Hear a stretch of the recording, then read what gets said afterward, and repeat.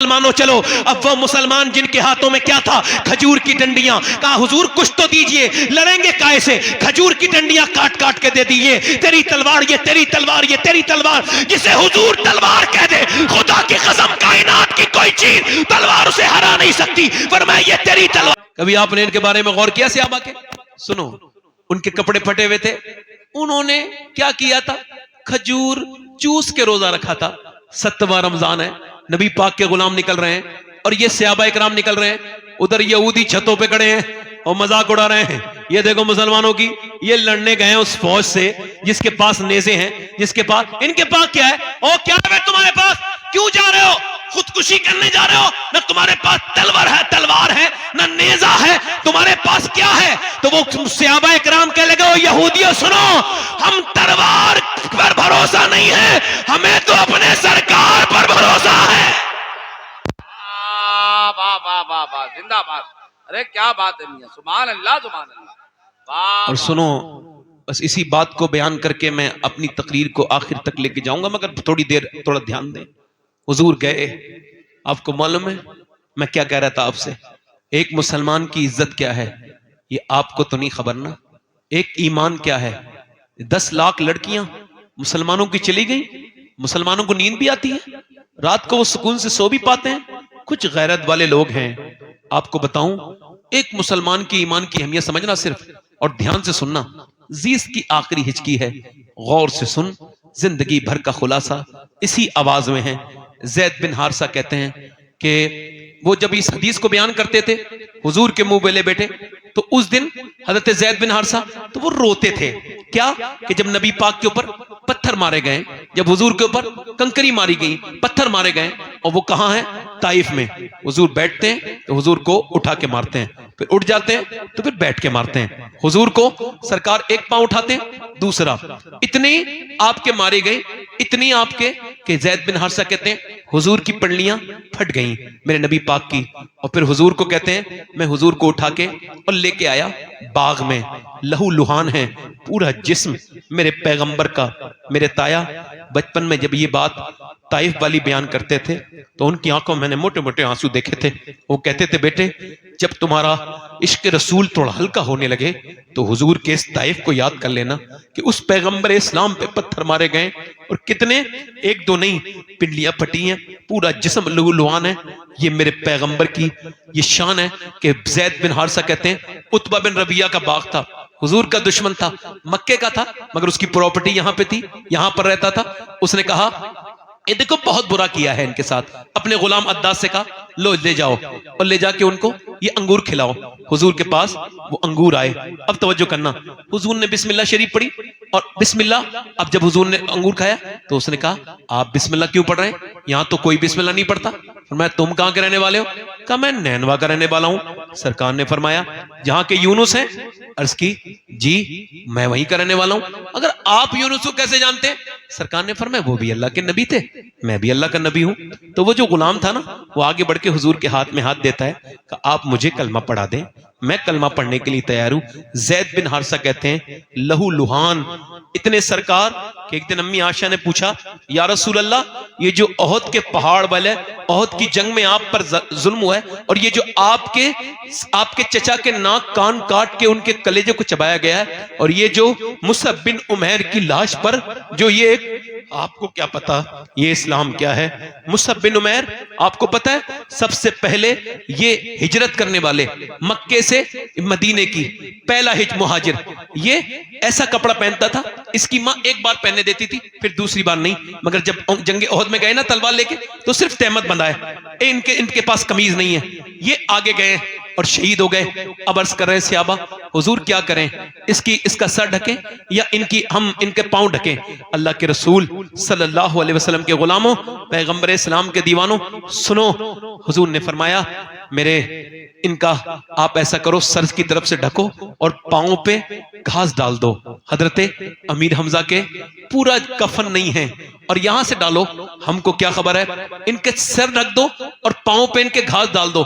مگر میرے پیغمبر اسلام کے دیوانوں سنو، میرے نبی پاک نے فرمایا عائشہ اس احد والے دن سے سخت دن تھا جب میں طائف میں گیا تھا اور میرے اوپر پتھر مارے تھے.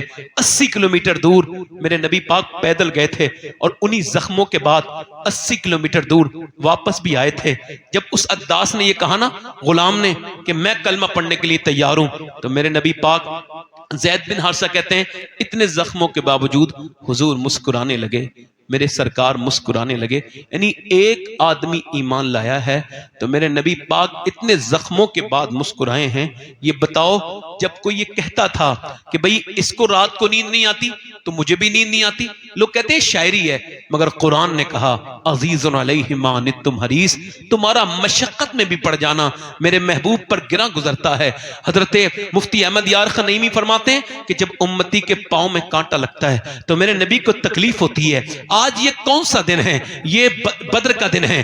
وَلَقَدْ نَصْرَكُمُ اللَّهُ بِبَدْرٍ وَأَنْتُمْ أَذِلَّةٌ, یہ بدر والا دن ہے. ایک کون سا بدر والا دن ہے کہ 313 ایک طرف کھڑے ہیں, ایک طرف 1000 کھڑے ہیں.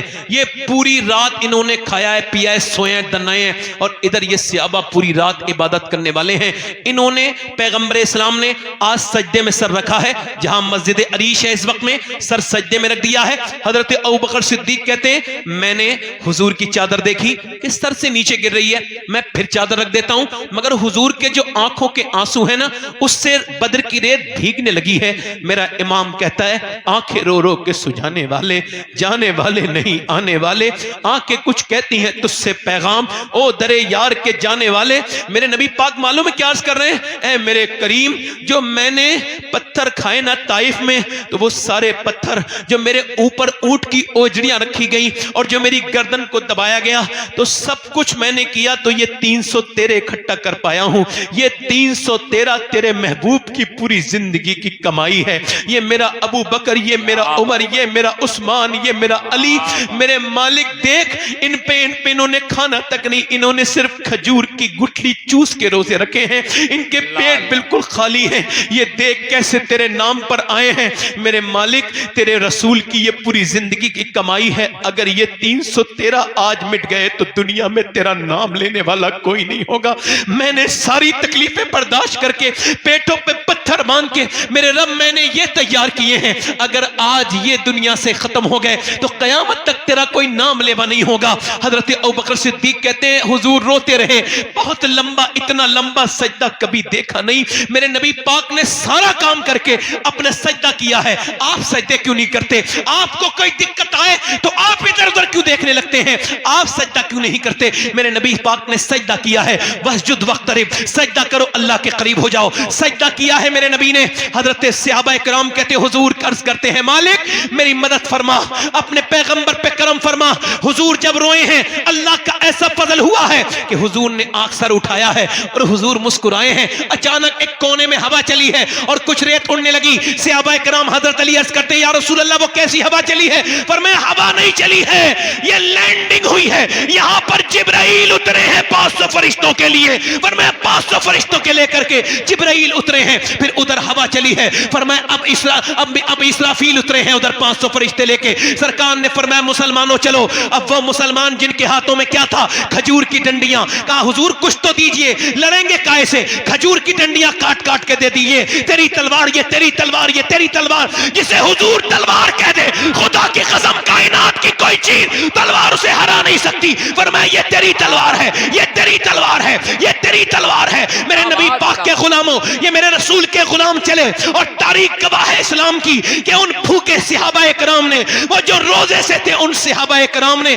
اپنے ہاتھوں میں وہ کھجور کی ڈنڈی لے کے جب اللہ اکبر کا نعرہ لگایا ہے, اقبال کہتا ہے ہٹ نہ سکتے تھے. اگر جنگ میں اڑ جاتے تھے پاؤں شیروں کے بھی میدان سے اکھڑ جاتے تھے, تو اس سے سرکش ہوا کوئی تو بگڑ جاتے تھے. دیکھا چیز ہی کیا, ہم توپ سے لڑ جاتے تھے. جب وہ صحابہ کرام آگے بڑھے ہیں اور جب انہوں نے کھجور کی ڈنڈی اٹھائی ہے, حیرت کی بات یہ تھی کہ آج کھجور کی ڈنڈی سر کاٹ رہی تھی. اس سے پہلے کبھی کھجور کی ڈنڈی نے کسی کو کاٹا نہیں تھا, مگر جب کٹوانے والا آمنہ کا لال ہو تو پھر کچھ بھی ہو سکتا ہے. ادھر سر کٹ رہے ہیں, ادھر کفار مکہ کٹ کٹ کے گر رہے ہیں. ان کے اندر ایک بھگدڑ مچی, ایک بے چینی شامل ہوئی اور وہ بالکل ہوپلیس ہو گئے. بولے بھاگو, ہم مسلمانوں سے جیت نہیں سکتے ہیں. کہا کیوں نہیں جیت سکتے؟ کہا اس طرف دیکھو. انہوں نے ادھر دیکھا. اب یہ جب دوڑے, انہی دوڑتوں میں ایک آدمی دوڑ رہا تھا, اس کا نام امیہ تھا, بلال کے سینے پہ پتھر رکھنے والا, بلال کی گردن میں رسی ڈال کے پورے مکے میں گھسیٹنے والا. بلال نے اس کو دیکھا, بلال اس کے پیچھے بھاگے. وہ موٹا تھا, زیادہ دیر بھاگ نہ سکا. بلال نے جا کر کے اس کے منہ پہ گھوسا مارا, وہ زمین پہ گرا. بلال کو دیکھنے لگا. بلال نے کہا میں دیکھتا کیا ہے, یہ بلال کا گھوسا نہیں ہے, یہ تو اسلام کا گھوسا کفر کے منہ پہ لگا ہے. نعرہ تکبیر, نعرہ رسالت, فیضان اولیاء کرام. سبحان اللہ سبحان اللہ, زندہ باد زندہ باد. حضور نے سجدے کیے ہیں, ہمارے تو سجدے ختم ہو گئے. میرے بھائیوں, آپ نے سجدہ کیوں نہیں کیا؟ آپ اللہ سے کیوں نہیں کہتے اپنی باتیں؟ آج کل یہ شرح بڑھ رہی ہے کہ مسلمان میں بلکہ کچھ حفاظ حافظ قرآن لوگ بھی خودکشی کر لے رہے ہیں. جو رب کو مانتا ہو اور یقین کامل رکھتا ہو اس کی رحمت پر, تو وہ کبھی یہ کام نہیں کر سکتا. ایک شعر سنیے آپ میرا, پہلے یہ بات سن لیجئے. جب آپ کو لگے نا خودکشی کے علاوہ, میرے یہ پیغام سب تک جائے گا, کوئی خودکشی کرنے کا پروگرام بنائے ہوئے نا, بیٹھ جاؤ. جب خودکشی کا کوئی پروگرام بنا لے نا کہ آپ کوئی صورت ہی نہیں ہے, ڈپریشن کا بہت ہائی لیول ہے, کوئی صورت نظر نہیں آ رہی, ایک علاج بتا رہا ہوں. جب لگے نا آپ خودکشی اب کوئی, تو اسے کرنی تو ہے ہی, اس سے پہلے میری ایک بات سن لے وہ, اور ایک بار اگر مسلمان ہے تو ٹرائی کر لے ایک بار, اس کے بعد خودکشی اس کی مرضی ہے, کرے نہ کرے. اس کو اسلام تو بہت برا سمجھتا ہے, اس کو یہ خودکشی بری چیز ہے, بہت سخت اس پہ عذاب ہے, جیسے کرے گا ویسی عذاب ملے گا قیامت تک. مگر اگر کوئی صورت نہ ملے تو ایک صورت ہے کہ بس خودکشی کرنے سے پہلے, بس اگر کرنی تو ہے ہی, تجھے کرنا تو جانا ہے, تو پھر سن, بس ایک بار وضو کر لے اور پھر 2 رکعت نماز پڑھ اور سجدے میں جا کے پھوٹ پھوٹ کے رو لے اور اس سے کہہ دے مالک دنیا نے چھوڑ دیا ہے, تو 70 ماؤں سے زیادہ مہربان ہے, میرے کریم مجھے اس ڈپریشن سے تو نکال سکتا ہے, کوئی صورت نظر نہیں آ رہی, اب مجھ پہ کرم کر دے. اور اتنا رو لے ایک بار, دل سے, دل کھول کے پھوٹ پھوٹ کے جتنا رونا ہے اس رب سے. جب وہ کہتا ہے بندہ, جب ایک بار کہتا ہے میرے رب, تو اللہ 70 بار کہتا ہے ہاں میرے بندے. آپ کو معلوم ہے ایک گانا گانے والا آدمی ہے, ذرا دھیان سے سننا, گانا گاتا ہے مدینے میں, اس کی آواز خراب ہو گئی تو جنت البقیع میں پیڑ کے نیچے بیٹھا ہے اور کہہ رہا ہے یا اللہ جب تک آواز اچھی تھی لوگ کھانے کو دیتے تھے, بھوکا ہوں میرے مالک, کھانا نہیں کھایا 3 دن سے, میں بہت بھوک لگی ہے, میرے رب مجھے کھانا دے دے, کھانا دے دے. حضرت عمر سو رہے تھے, اللہ نے خواب میں ان کو یہ حاطف غیب سے آواز آئی, اے عمر جا میرا بندہ کھانا مانگ رہا ہے, اسے روٹی دے کے آ جا. عمر فاروق اعظم اٹھے اور جا کر کے پہنچے تو دیکھا جنت البقیع بیٹھا ہے. حضرت عمر دوڑتے ہوئے گئے, بھاگتے ہوئے گئے, اس نے دیکھا عمر مجھے پکڑنے آ رہے ہیں, بھاگنے لگے, او عمر مجھے معاف کر دو, بھاگنے لگے. حضرت عمر کہا ٹھہر جا ٹھہر جا ٹھہر جا, میں خود نہیں آیا ہوں, ذرا ٹھہر جا, مجھے بھیجا گیا ہے. کہا کس نے بھیجا ہے؟ کہا میرے رب نے بھیجا ہے, اور کہا ہے عمر جا میرا بندہ بھوکا ہے, اس سے وہ کھانا طلب کر رہا ہے, اسے کھانا دیکھو. کیا مانگا ہے؟ کھانا مانگا ہے. کتنا کریم ہے وہ, ایک بار اس سے کہہ کے تو دیکھو کہ مالک میں تیرے ہی بندہ ہوں, سلنڈر کر کے دیکھو, بہت گناہ کر لیے ہیں, اس سے کہو مالک کہ ہم کو معاف کر دے.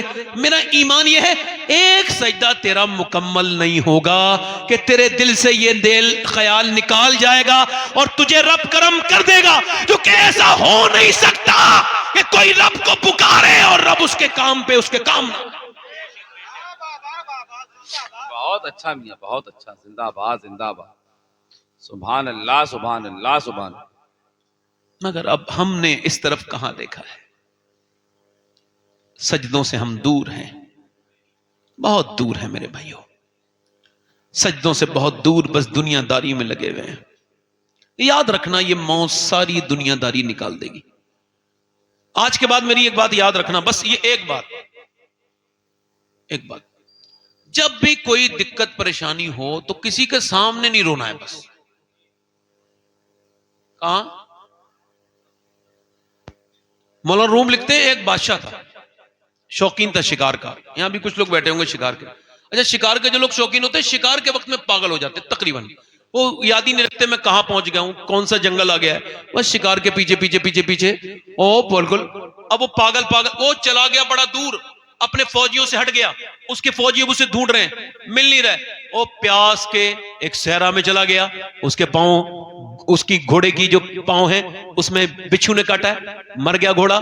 اب یہ بغیر سر و سامان کے، اے اللہ مجھے بچا لے، میں یہاں ریت والی موت صحرا کی نہیں مرنا چاہتا، مجھے کچھ کام کرنا ہے دین کا، مجھے چھوڑ دے. تھا تو نیک آدمی مگر پھنس گیا. اب جب پھنسا اللہ کا کرم ایسا ہوا، ہلکی سی آنکھ لگی ہے تو بالکل سامنے ایک جھوپڑی نظر آئی. وہ جھوپڑی میں گیا اور جا کر کے اس نے کہا مجھے پیاس لگی ہے. بالکل زبان سوکھ کے کاٹا تھی، موت کے قریب تھا. پیاس پانی ملے گا؟ ایک بابا بیٹھا تھا دیہاتی، کالا پی لے. اس نے 3 گلاس پانی ایک ساتھ پیا اور پھر مطمئن ہو کے بولا میں بادشاہ ہوں. یعنی بھوکا تھا پہلے تو یہ یاد نہیں آیا، بادشاہ ہوں. ٹھیک ہے، اس نے بڑی بے توجہ سے کہا ہوگا بادشاہ، کہا یہ میری انگوٹھی لے لے، کبھی تجھے کوئی کام آئے تو یہ انگوٹھی لے کے آ جانا، تجھے کوئی روکے گا نہیں، بنا روکے تجھے لوگ مجھ تک پہنچا دیں گے. کہا ٹھیک ہے. اچھا 2-3 سال کے بعد کوئی کام آیا، اس نے کہا انگوٹھی بیچوں. سیدھا سادی بات پہلے سوچی کہ بھئی انگوٹھی بیچ لوں، پھر کیا پتا کتنی مہنگی ہوگی. انگوٹھی نہیں بیچتا ہوں، بلکہ میں یہ کرتا ہوں بھائی کہ اس کے پاس چلا جاتا ہوں. بادشاہ کے محل میں پہنچ گیا اور محل میں جانے کے بعد بادشاہ کے اس نے جا کر کے آواز دی اور اس کی انگوٹھی دیکھی، بی آئی پی پروٹیکشن ملا. اندر گیا، ایک دم بادشاہ کے مین گیسٹ بن گیا، چیف گیسٹ بن گیا. ایک دم کس نے اس کو روکا؟ بغیر روک ٹوک کے اندر کمرے میں جا کے دیکھا بادشاہ سجدے میں رو رہا ہے. یہ قریب گیا، واپس ہو گیا. بادشاہ نے آواز دی کون آیا تھا؟ اس نے سلام پہننے کے بعد کہا فوجیوں نے کہا ایک آدمی آیا تھا، پکڑ کے لاؤ. کہا کیوں آئے تھے، کون ہو؟ کہا حضور یہ انگوٹھی. ہاں پہچان لیا، ایک تو نے میری جان بچائی. بولو کیا بات ہے، کیا مسئلہ ہے تمہیں؟ ہاں کوئی پریشانی آئی تھی، سوچا آپ کو بتاؤں. کہ پھر واپس کیوں ہو گئے؟ کہ لمبا سفر طے کر کے آیا، مگر جب آپ کو دیکھا تو آپ بھی کسی کے سامنے رو رہے تھے، تو میں نے سوچا اس کے سامنے کیوں روؤں جو کسی اور کے سامنے رو رہا ہے، اس کے سامنے نہ روؤں جہاں بادشاہ بھی روتے ہیں. تکبیر، نعرہ رسالت، مسلک اعلی حضرت حضور سید شفاعت میاں صاحب قبلہ زندہ باد. یہ بہت بڑی سبحان اللہ، لاجواب. میرے بھائی کب تم سجدہ کرو گے؟ کوئی ایٹم بم اتنی طاقت نہیں رکھتا جتنا ایک مومن کا سجدہ طاقت رکھتا ہے نا؟ اچھا میری طرف دیکھیں آپ، یہ جو بچے جو بزدل بنتے ہیں ان کو کون بناتا ہے بزدل؟ اچھا پہلے تو سن لیجیے آپ، یہ بچے جیسے جھوٹ بچہ بولنا سیکھتا ہے تو اس کو کون سکھاتا ہے؟ معلوم ہے آپ کو؟ معلوم؟ نیچر فطرت کے اعتبار سے بچہ بڑی اچھی چیز ہے. اب جیسے یہ میرا بچہ ہے، اب یہ ہے، بیٹھ جاؤ بیٹھ جاؤ،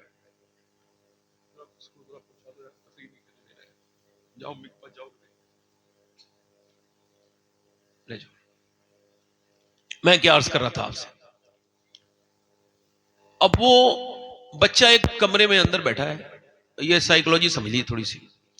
دیکھو جو لوگ یہ اٹھ کے بیٹھ رہے ہیں، بیٹھ کے اٹھ رہے ہیں، ان سے گزارش کرتا ہوں کہ آپ یا تو بیٹھ جائیے یا تو اٹھ ہی جائیے، اور تھوڑی دیر بیٹھ کے سن لیجیے آپ تھوڑا سا. 1-2 لوگ ہیں ایسے جو حرکت کر رہے ہیں اس طرح کی، بیٹھ جائے. بچہ کمرے میں ہے، اب وہ جھوٹ بولنا نہیں سیکھا ہے ابھی تک، سیکھے گا مستقبل میں چونکہ ماں باپ جھوٹے. اب جب اس سے کچھ شیشے کا سامان کچھ ٹوٹا ہے جو بڑا ضروری تھا، تو اماں کو خبر آئی ہے کوئی دھماکہ ہوا ہے، اندر گئی ہے ماں، کس نے توڑا ہے؟ اب بچہ جھوٹ بولنا کب جانتا ہے؟ میں نے توڑا ہے. باپ آیا، ماں نے باپ کے سامنے ایک دل زور سے تھپڑ اس کے منہ میں مارا. اس کو پہلے تو یہی سمجھ نہیں آیا مارا کیوں ہے. سائیکولوجی یہ کہتی ہے کہ بچے کو جو کہ چھوٹا ہوتا ہے 4-5 سال سے، اس کو جب کوئی مارتا ہے تو اس کو خبر ہی نہیں ہوتی پٹ کو رہا ہوں. خیر یہ تھوڑا سمجھدار سمجھ آیا اس کو کہ میں سچ بولا تو اس نے مجھے مارا. باپ نے بھی ڈانٹا بدتمیز، ایک دم نصیحت لگ گئی. 2-3 سال کے بعد پھر بچہ اسی کمرے میں تھا، وہی سامان ٹوٹ گیا. آواز ہوئی دھماکہ، کس نے توڑا؟ ماں اندر گئی، کس نے توڑا؟ مجھے نہیں پتا. کہا تمہارے علاوہ تو کوئی نہیں ہے؟ کوئی جنگلے میں سے کوئی آ گیا ہوگا، کوئی پرندہ اورندہ، مجھے تو نہیں پتا، یہ ونڈو کھلی ہے، مجھے نہیں پتا اماں.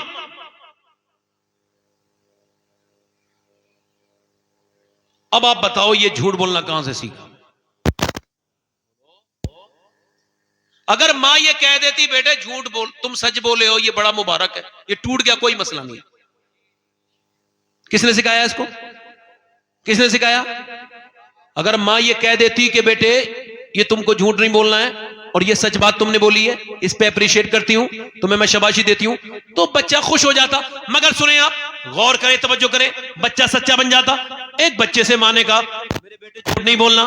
وہ بچہ سفر کرنے جا رہا ہے، اسے ڈاکو نے پکڑا ہے، تیرے پاس کچھ ہے؟ اس نے کہا میری صدری کے اندر 40 اشرفیاں رکھی ہوئی ہیں. اچھا، لے کے گئے ڈکیت اس کو اپنے سردار کے پاس. حضور یہ دعویٰ کر رہا ہے اس کی صدری میں 40 اشرفیاں ہیں، وہ بھی سونے کی. کہا چیک کرو. چیک کرا تو اندر 40 اشرفیاں. اس نے کہا، اس نے ڈکیت نے، ڈاکو کے سردار نے، بیٹا تم سچ کیوں بولے؟ جھوٹ بول کے بچا سکتے تھے. کہا میرے لیے یہ سونے کی اشرفیاں ضروری نہیں ہے، اپنی ماں کا کہنا ماننا ضروری ہے. میری ماں نے مجھ سے کہا تھا میرے لال چاہے حالات کچھ بھی ہو تجھے جھوٹ نہیں بولنا ہے. تمہارا نام کیا ہے؟ کہا میرا نام عبد القادر جیلانی ہے. آگے بڑھ کے بولا ذرا ہاتھ آگے بڑھا مجھے بھی ذرا توبہ کرا دے. ارے جب عبد القادر کی سچائی کا یہ عالم ہے تو پھر مدینے کے مصطفیٰ کا عالم کیا ہوگا؟ واہ واہ واہ واہ، زندہ باد زندہ باد، سبحان اللہ سید صاحب، زندہ باد زندہ باد. بہت اچھا، اللہ کے رسول کا گھر ہے، ذرا زور سے تو بولو سبحان اللہ. سبحان اللہ سبحان اللہ. حضور کا گھر ہے. حضور میرے آقا کریم کی بیٹی سیدہ خاتون جنت کے گھر حضور جا رہے ہیں. بیٹیوں کے گھر جایا کرو، بہنوں کے گھر بھی جایا کرو. کیا بات. اب تو یہ شب برات آئی تھی تو لوگوں نے اسٹیٹس لگائے تھے، دیکھا تھا ہم نے. پہلے تو لوگ معافی مانگتے تھے فون کر کے، اب پھر میسج کرتے تھے، اب وہ بھی ختم ہو گیا، فیشن آگے بڑھ گیا. اب وہ کہتا ہے اسٹیٹس دیکھو اور معاف کرو. اگر تمہاری 100 بار اٹکے تو میرا اسٹیٹس بھی دیکھو، اب مجھے معاف کر دو. اچھا کچھ لوگ اسٹیٹس لگاتے ہیں، بڑی بیماری ہے اسٹیٹس والی، میں نے اپنی زندگی میں کبھی نہیں لگایا. اسٹیٹس کا مطلب ہوتا ہے حالات، اور حالات اللہ کے علاوہ کسی کو دکھانے نہیں چاہیے، نہ بتانے چاہیے. کیا خیال ہے آپ کا؟ ہے نا. اب وہ اسٹیٹس لگ رہا ہے بھائی. کچھ لوگ تو ایسی اتنی یہ سمجھیں بے چین لوگ ہوتے ہیں کہ یہ چیک کرتے ہیں میرا اسٹیٹس کس کس نے دیکھا، فلاں نے دیکھا، فلاں نے دیکھا، فلاں. یار اس نے نہیں دیکھا، ارے تو اس کو ڈائریکٹ بھیج دینا یار فوٹو، تجھے دکھانا ہی ہے تو اتنا پریشان کیوں ہے؟ مگر لوگوں کی ذہنیت کون بدلے گا؟ یہ اسٹیٹس دیکھو. اچھا پہلے کے لوگ، آپ کو یاد ہوگا، آپ میں سے شاید کسی کو یاد ہو، پہلے خط کا رواج تھا، خط لکھے جاتے تھے، نہ یہ موبائل تھا نہ ٹیلی فون تھا. اب ایک خط آیا ہے اور وہ خط پڑھا جا رہا ہے محلے میں بیٹھ کے. دیکھو کہاں سے کہاں دنیا آگے نہیں بڑھی، پیچھے چلی گئی دنیا. اس دیکھو خط پڑھا جا رہا ہے، ماموں نے خط لکھا ہے شہر سے، سب کہہ رہے ہیں اب خط سنیں، آپ کیسے ہیں، آپ کیسے ہیں، آپ کیسے ہیں، آپ فلاں فلاں بچہ کیسا ہے. پڑوسن ایک بوڑھی عورت بھی ہے، وہ بھی آ کے بیٹھ گئی ہے. اس کا بھائی کیا پتا میرے بارے میں کچھ لکھے. پڑوس والی بوڑھی اماں کیسی ہیں؟ بوڑھی اماں رونے لگی کہ میرا نام بھی اس کے بھائی نے لے دیا. کیا محبتیں تھیں، کیا وہ. اب تو ماں بہنوں کے گھر جایا کرو، بھائیوں کے اپنی بیٹیوں کے گھر جایا کرو. اللہ کے رسول اپنی بیٹی کے گھر گئے. آخری بات سنا رہا ہوں، دھیان سے سننا. حضور اپنی بیٹی کے گھر آواز دی، فاطمہ کے اندر آ سکتا ہوں؟ آواز آئی ابا اکیلے ہیں تو آ جائیں. تو حضور نے فرمایا میرے ساتھ عمران آئے ہیں، انہیں نہ لائیں. فاطمہ انہیں کیوں نہ لاؤں؟ ابا انہیں نہ لائیں. فاطمہ انہیں کیوں نہ لاؤں؟ ابا انہیں نہ لائیں. جب حضور نے کئی بار پوچھا تو اندر سے آواز آئی ابا آپ کی بیٹی کے پاس اتنے کپڑے نہیں ہیں کہ وہ کسی دوسرے مرد سے پردہ کر سکے.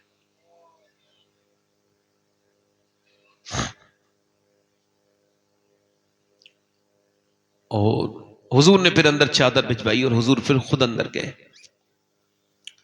آواز دی، دیکھا تو پورا چہرہ پیلا ہے اور آنکھوں میں گڈھے پڑے ہوئے ہیں، گڈھے پڑے ہوئے.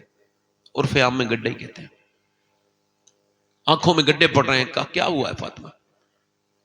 کہ اللہ کا شکر ہے. میری بیٹی بتانا، آج تو بیٹی آ کے پہلے فون پہ ہی بتا دیتی ہے، اگر اس کی مرضی کا سوٹ نہ ملے نا تو اسی پہ جھگڑا ہو جاتا ہے.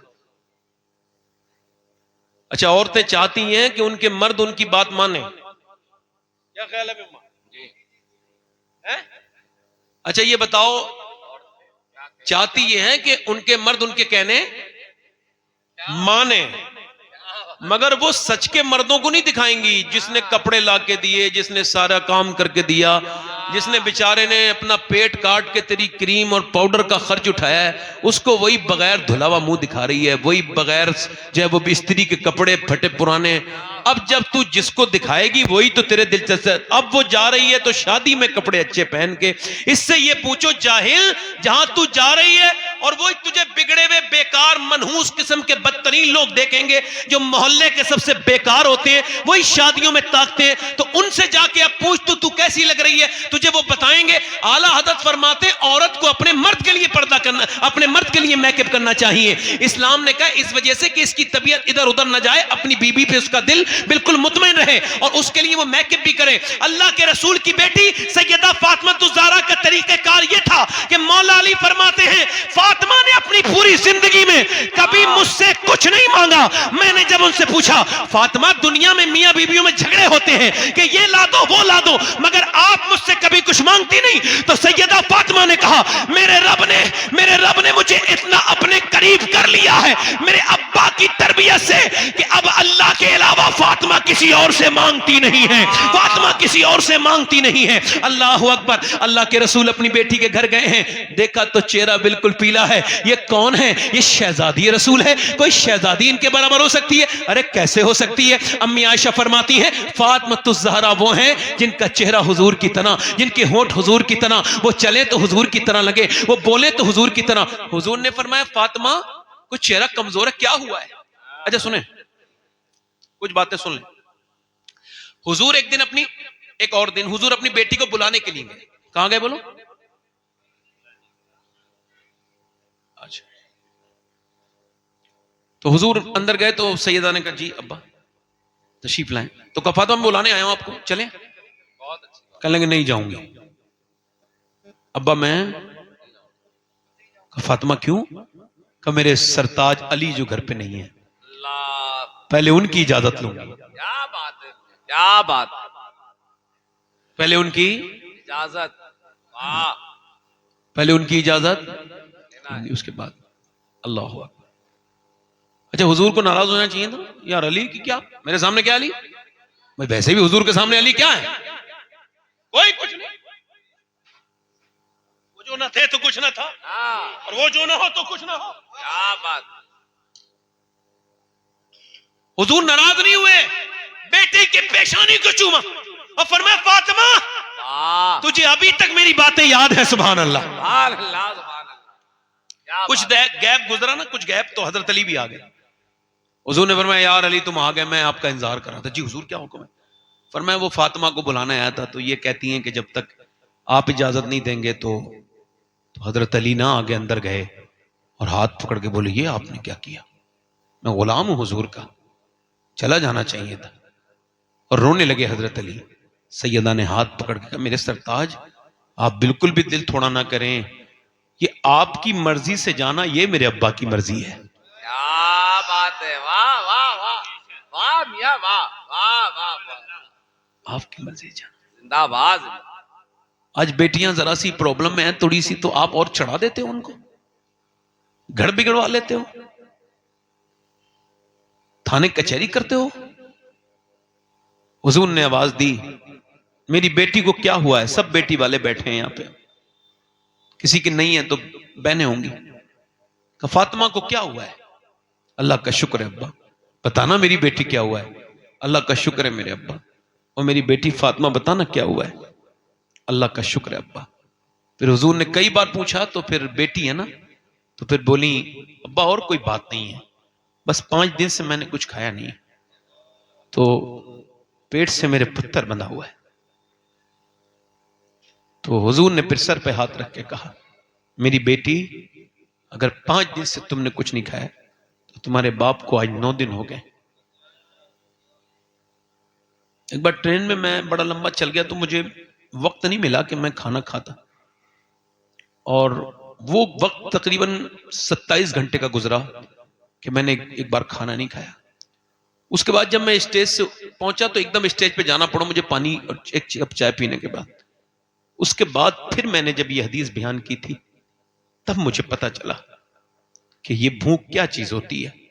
پیٹ میں حضور کے 2 پتھر بندھے ہیں، اور اماں عائشہ کہتی ہیں حضور کچھ دعا کر رہے ہیں ایسے کر کے، دونوں ہاتھ اٹھا کے۔ کبھی میں کسی رکشے والے مسلمان کو دیکھتا ہوں تو دل کرتا ہے اس کا ہاتھ چوم لوں، کیوں؟ یہ تو ایک اللہ کا دوست ہے کہ یہ رزق اپنے بچوں کو کھلا رہا ہے، اور دوسرا کہتا ہوں یہ وہی آدمی ہے جس کے لیے حضور نے دعائیں کی ہیں۔ تو حضور کے پیٹ پہ پتھر بندھا ہے اور دعا کر رہے ہیں، اے اللہ میری امت کبھی بھوکی نہ مرے، میری امت کبھی بھوکی نہ مرے، میری امت کبھی بھوکی نہ مرے۔ اللہ اکبر! جس پیغمبر سے ہمیں محبت کرنی تھی ہم نے اس سے ویسی محبت نہیں کی۔ کبھی بھولیں حضور آپ کو؟ بتاؤ، معراج کی رات حضور جب رب کے قریب گئے، لوگ کہتے ہیں حضور کو معاذ اللہ غیب نہیں، اللہ سب سے بڑا غیب ہے، اور کوئی غیب کیا تم سے نہا ہو بھلا، جب نہ خدا ہی چھپا تم پہ کروڑوں درود، ثم دنا فتدلی فکان قاب قوسین او ادنی۔ اللہ کی ما زاغ البصر وما طغی، اللہ فرماتا ہے میرا محبوب اتنا قریب آیا کہ جتنا تیر کمان کے قریب ہوتا ہے، ذرا زور سے تو بولو، اتنا قریب سے، اور مجھے دیکھ رہا ہے۔ پوری کائنات میں ایک ہی تو وکٹم ہے، ایک ہی تو حضور، ایک ہی تو، اب بتاؤ ایک ہی تو ہے گواہ جس نے رب کو دیکھا ہے، حضور ہیں۔ اور پھر اللہ فرماتا ہے کہ وہ موسیٰ تھے جو بے ہوش ہو گئے تھے، یہ میرا محبوب ہے، اس کی آنکھ نہ تھوڑی بڑی ہوئی نہ تھوڑی چھوٹی ہوئی، بلکہ ایسے ہی مجھے دیکھتا رہا میرا محبوب۔ اب اس میں مانگ کیا رہے ہیں؟ اس میں کیا مانگ رہے ہیں؟ اس میں اپنے امتی کے بارے میں بات کر رہے ہیں، میرے رب میرے امت کا سوال۔ اب جب قبر میں رکھ دیا گیا حضور کو، تربت اطہر میں، حضور کی قبر شریف جہاں ہے وہ عرش سے افضل جگہ ہے، حضور کو جب قبر میں رکھ دیا گیا، آخری بات کر رہا ہوں میرے بھائیوں، حضرت عبداللہ ابن عباس کہتے ہیں میں نے حضور کو آخری بار دیکھنا چاہا تو پھر میں نے کفن ہٹایا حضور کا مبارک، تو کہتے ہیں حضور کے لب ہل رہے تھے، میں نے کان رکھا تو کسی نے پوچھا کس کو یاد کر رہے تھے؟ بولو بولو، ابو بکر کو، اپنے صدیق کو؟ نہیں نہیں۔ اپنے عمر کو؟ نہیں نہیں۔ اپنے علی کو؟ نہیں نہیں نہیں۔ اپنی فاطمہ کو بیٹی کو؟ نہیں نہیں۔ حسن حسین کو؟ کہ نہیں نہیں۔ حضور کے لب ہلتے تھے اور حضور کہتے تھے امتی امتی امتی امتی سبحان امتی۔ اللہ۔ بس یہ آخری تقریر سے یہی ایک گزارش ہے، کم سے کم 10 منٹ حضور کے لیے نکالو اور 10 منٹ درود شریف پڑھا کرو کم سے کم۔ اپنی باتیں سب سے شیئر نہ کرو، رب سے شیئر کرو، اور جو مل گیا اس پہ شکر ادا کرو۔ والدین اگر ہیں، یہ عظمت والدین پروگرام ہے، چونکہ ہر سال ہوتا ہے تو میں نے اس ٹاپک پہ کئی بار گفتگو کی ہے، اس پہ گفتگو نہیں کر رہا ہوں، بس اتنا کہہ رہا ہوں ماں باپ بغیر مرے سمجھ میں نہیں آ سکتے۔ میں کیا کہہ رہا ہوں بولو؟ ابھی نور بھائی پڑھیں گے، آپ سب سنیں گے انشاءاللہ۔ بغیر مرے ماں باپ، اور پھر بعد میں سمجھ میں آئے بھی تو یہ فیشن ہے ہندوستان کا کہ پہلے باپ کو رلائیں گے پھر اس کی میت پہ روئیں گے بعد میں، دکھاوے کے لیے۔ جیتے جی اس کے ہاتھ چومو، ہاں کی میرے قتل کے بعد اس نے جفا سے توبہ، ہائے اس زور پشیماں کا پشیماں ہوں۔ باپ کی طرح کوئی دوست نہیں ہو سکتا، باپ بڑا ہے، باپ کی خدمت کرو، ماں باپ سے پیار کرو، ماں سے پیار کرو، اور اپنے رب سے توبہ کیا کرو، سجدوں میں اپنا دل لگاؤ۔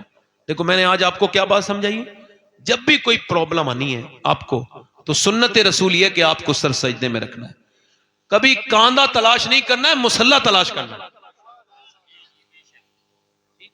اللہ تعالیٰ آپ کو ہر کسی دنیا کے کسی انسان کے سامنے نہ رلائے، جب بھی رلائے اپنے نہیں رلائے۔ یوں ہی آباد رہے گی یہ دنیا، ہم نہ ہوں گے تو کوئی ہمسا ہوگا، کوئی گل باقی رہے گا نہ چمن رہ جائے گا، پر رسول اللہ کا دین حسن رہ جائے گا۔ کافی مراد آبادی نے جب انگریزوں کے سامنے جھول رہے جالے تھے اس پر، وہ پھانسی کے پھندے پر، تب انہوں نے عظمت اہل بیت بیان کی ہے، کا نام شاہان جہاں مٹ جائیں گے لیکن یہاں حشر تک نام و نشان پنجتن رہ جائے گا۔ اطلس و کم خواب کی پوشاک پر نازا نہ ہو، اس تن بے چاند پر خاکی کفن رہ جائے گا۔ آپ سب کا سلام کہہ دوں، میں مدینے جا رہا ہوں 5 دن کے بعد، کہہ دوں جایا کرو مدینے۔ یہ اللہ کا شکر ہے میرا بیٹا یہ یحییٰ یہ تیسری بار جا رہا ہے. یہ اس معاملے میں مجھ سے بڑا ہے کہ میں نے 27 سال کی عمر میں دیکھا تھا مدینہ، اور اس نے 6-7 سال کی عمر میں مدینہ دیکھ لیا،